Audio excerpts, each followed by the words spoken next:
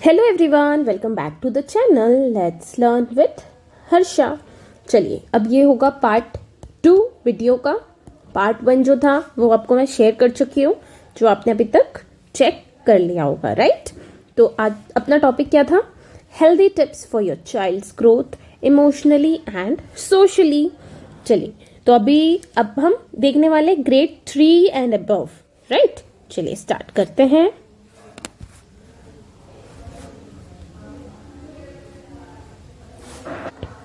Okay, so in this page, this topic, grade 3 to 5, set a routine, encourage a consistent homework time and space.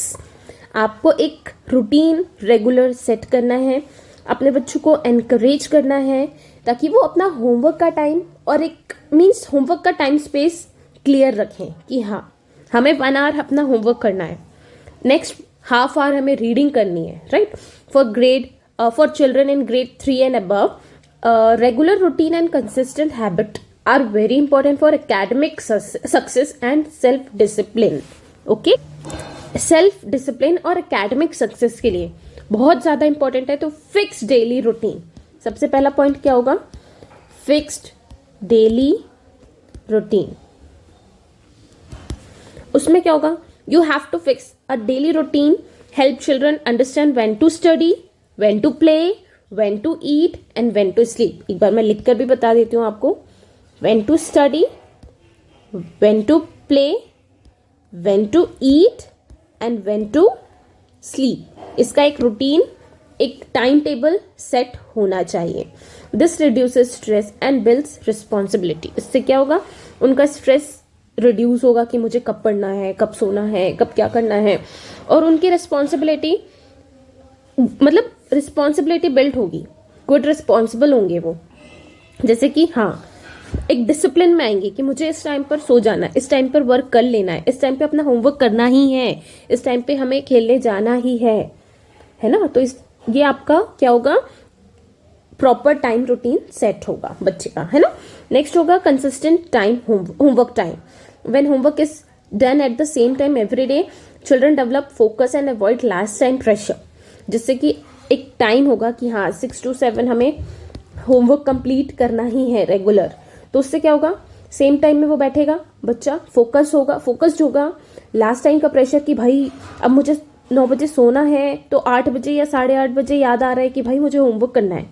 तो ये last minute जो pressure रहेगा वो reduce होगा। Even 30 to 45 minutes daily is enough for regular homework और पढ़ाई जो भी होगी, है ना। तो उसके लिए 30 to 45 मिनट्स डेली का इनफ है। डेडिकेटेड स्टडी स्पेस होना चाहिए, एकदम शांत, clean, well lit study area which helps children concentrate better. Studying in one fixed place creates a learning mindset. जिनके लिए उनके लिए टेबल आपको प्रॉपर रखना है। उस टेबल पे ऐसा मतलब एनवायरनमेंट क्रिएट करना है कि हाँ, बच्चे का पढ़ने में डेडिकेशन हो, क्वाइट हो, टेबल चेयर और एक प्रॉपर सेट हो जहाँ पे बुक शेल्फ हो, राइट। तो उससे क्या होगा? उनकी जो माइंडसेट है, लर्निंग माइंडसेट, कंसंट्रेशन बेटर होगा, राइट। पेरेंट का एक सपोर्ट होना चाहिए, not a pressure. Parent should guide, encourage and check but avoid doing the homework for child. Parent को गाइड करना है, बच्चे को एनकरेज करना है, चेक करना है, न कि उनको उनका होमवर्क करके भेज देना है। कई बार क्या होता है, पेरेंट वो होमवर्क करके भेज देते हैं।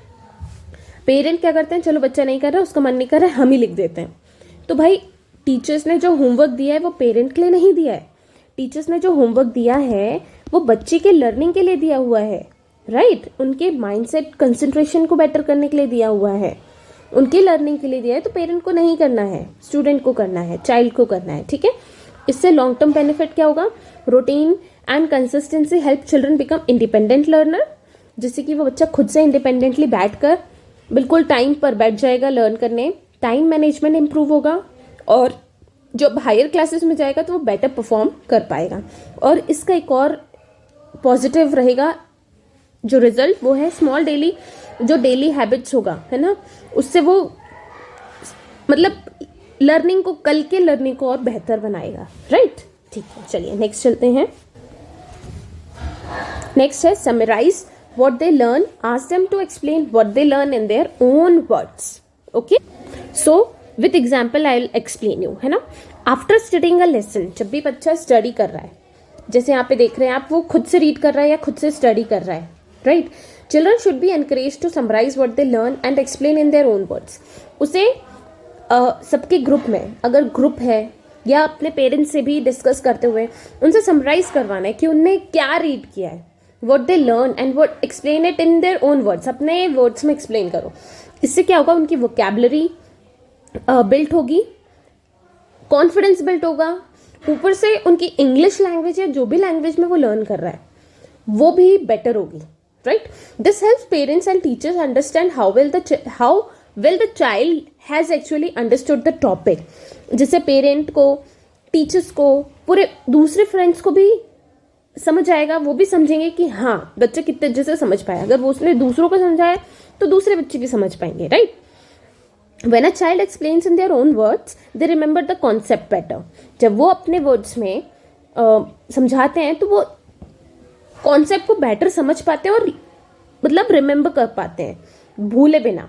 There thinking and speaking skill improves. Thinking और स्पीकिंग, मैंने कहा ना अभी, वोकैबुलरी इंक्रीज होती है. इंग्लिश लैंग्वेज अगर है तो इंग्लिश में कॉन्फिडेंस बिल्ड होता है कि हाँ इंग्लिश स्पीकिंग जो होती है वो स्किल इम्प्रूव होती है. थिंकिंग इम्प्रूव होती है कि हमें कौन से वर्ड्स यूज़ करने हैं. They gain confidence in learning become meaningful and not rote memorisation. Okay, तो ये बच्चों को बहुत ही इंपॉर्टेंट टॉपिक है बच्चों के लिए.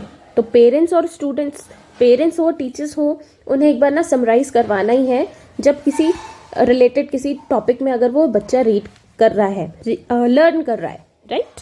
हाँ, तो इसमें आप मतलब एक काम और कर सकते हैं, जैसे कि माता पिता हैं, पेरेंट्स हैं, है ना, तो वो उनकी पहले समझ को समझने के लिए उन्हें सामने खड़े करके स्टोरी पूछ सकते हैं. आज आपने क्या सीखा है, मुझे बताओ, मुझे भी समझाओ, इसमें इंपॉर्टेंट टॉपिक्स आपको क्या लगा, इंपॉर्टेंट पॉइंट्स क्या लगे. इस तरह से आप उनसे क्वेश्चन आंसर्स कर सकते हैं. Okay, use tools, introduce basic planner और टू डू लिस्ट. तो from grade and 3 onwards children should be encourage to use a simple planner और टू डू लिस्ट, है ना. उनको एक लिस्ट बनानी है. Okay, this help them to learn planning, responsibility and time management. जैसे कि मैंने आपको टाइम टेबल का कहा था, राइट. एक टाइम टेबल प्रिपेयर करना है कि हाँ इस टाइम से इस टाइम मुझे ब्रेकफास्ट करना है, मॉर्निंग में उठना है, ब्रेकफास्ट करना है, स्कूल जाना है, आना है, खेलना है, थोड़ा सा होमवर्क करना है, उसके बाद डिनर लेना है या डिनर के बाद फिर स्लीप, फिर थोड़ा सा रीड करना है, देन फिर आपको स्लीप के लिए जाना है, गो टू बेड, राइट. तो इस तरह से आपको पूरा यहाँ पे एक लिस्ट तैयार करनी होगी.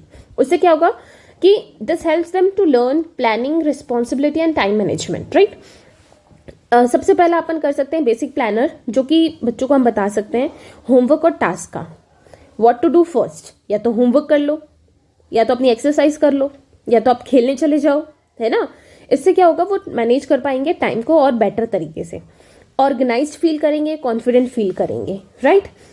प्लानर में बिल्कुल ये तो बिल्कुल होना ही चाहिए कि आज का होमवर्क, आज का रीडिंग, आज की प्रैक्टिस और इतना रिवीजन हमें इस 1 घंटे में कंप्लीट करना ही है, right.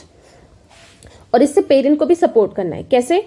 Helping the child right the list. पहले तो उनको लिस्ट लिखवाने में हेल्प करना है, क्योंकि बच्चे को नहीं पता है कि क्या क्या करना है, कि रीडिंग करनी है, कि राइटिंग करनी है, कि खाना है, कि प्ले करने जाना है, राइट. तो उनको नहीं पता है, तो इसमें पेरेंट्स की हेल्प चाहिए हमें कि वो लिस्ट बना कर दें. दिन भर में एक बार तो एटलीस्ट उन्हें चेक करें. आजकल पेरेंट्स, बोथ पेरेंट्स, है ना, मतलब parent means mother and father, दोनों वर्किंग होते हैं, तो वो बच्चे पे ध्यान नहीं दे पाते हैं. तो बच्चा क्या होता है, उतना लीनियंट, मतलब बिल्कुल पढ़ाई में इंपॉर्टेंस का नहीं हो पाता, उसका नहीं समझ पाते हैं. तो parents should concentrate, parents should help their child in reading, writing, daily work, right. शाम को आकर अगर आप दोनों ही वर्किंग है तो एक दिन मदर ध्यान दे ले, एक दिन फादर ध्यान दे ले, राइट. एप्रिशिएट करना है, चेक करना है कि चाइल्ड क्या कर रहा है. उससे क्या होगा, this habit builds independence and reduces stress. बच्चे का स्ट्रेस कम होगा कि पेरेंट्स हम पे ध्यान नहीं देते हैं, या मुझे तो रीडिंग नहीं आती है. क्लास में बहुत ऐसी चीज़ें होती है जो हम देखते हैं कि बच्चा रीडिंग नहीं आता है, बच्चे को करना है बट वो रीड नहीं कर पा रहा है, तो उसके अंदर से एक कॉन्फिडेंस डाउन होने लगता है, राइट. तो ये हमें नहीं करवाना है बच्चों के साथ, पेरेंट्स को हेल्प करनी ही पड़ेगी, राइट.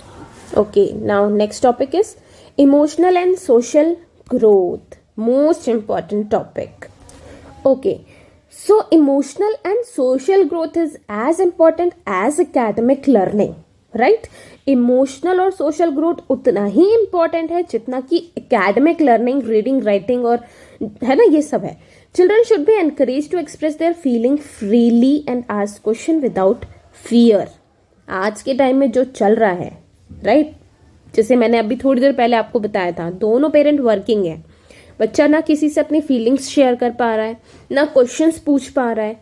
कब वो एंग्री है, कब हैप्पी है, अफ्रेड है, सैड है, स्केयर्ड है, कुछ भी शेयर नहीं कर पा रहा है ना. तो ये इमोशनल और सोशल ग्रोथ बहुत ही इंपॉर्टेंट है एकेडमिक लर्निंग की तरह ही, ताकि वो अपनी फीलिंग्स को फ्रीली एक्सप्रेस कर पाए, right. They learn to understand and manage emotion. Their confidence and communication skill improve, जिससे कि they build healthy relationship with others also. They feel safe and valued, right. अगर पेरेंट इस पे ध्यान दे तो वो सेफ फील करेंगे, वैल्यूड फील करेंगे, हेल्दी रिलेशनशिप्स होंगे पेरेंट्स के साथ, कॉन्फिडेंस और कम्युनिकेशन स्किल्स इंप्रूव होंगी. ठीक है, चीज़ों को अच्छे से समझ पाएंगे, मैनेज कर पाएंगे इमोशंस को, पेशेंटली सुनेंगे, अपने पेरेंट्स से या फ्रेंड से वो क्वेश्चन कर पाएंगे. ठीक है, तो encourage children to share their thoughts and doubts. Okay, चलिए नेक्स्ट है. कई बार क्या होता है कि क्लास में बच्चा दूसरों को परेशान करता है, वो शेयर ही नहीं करता है. टीचर्स डांट देंगी क्योंकि एक टाइम तक उन्हें क्लास का पूरा स्ट्रेंथ देखना है. एक बच्चे पे ध्यान नहीं हो पाता है कई बार, राइट. टीचर्स पूरी कोशिश करते हैं कि वो पूरा का पूरा ध्यान दे सारे बच्चों पे, लेकिन हर time it is not possible, है ना. आप भी अगर अपनी जगह आप अपने आप को रख कर देखें तो इट इज़ नॉट पॉसिबल. तो इसके लिए कोऑपरेट करना पड़ेगा पेरेंट्स को भी, ये नहीं कि सिर्फ टीचर्स पे छोड़ दिया जाए, राइट. चलिए नेक्स्ट टॉपिक है टीच सोशल स्किल्स डायरेक्टली. कैसे, तो चलिए ये मैं आपको बताऊंगी पार्ट 3 में. ठीक है, इसके लिए मैं पार्ट 3 फिर से बनाऊंगी, तो जब तक पहले आप पार्ट 2 को समझ लीजिए. ओके, अगर आपको वीडियो अच्छी लगी हो तो आपको क्या करना है, like, share and subscribe for the next video. Bye bye guys.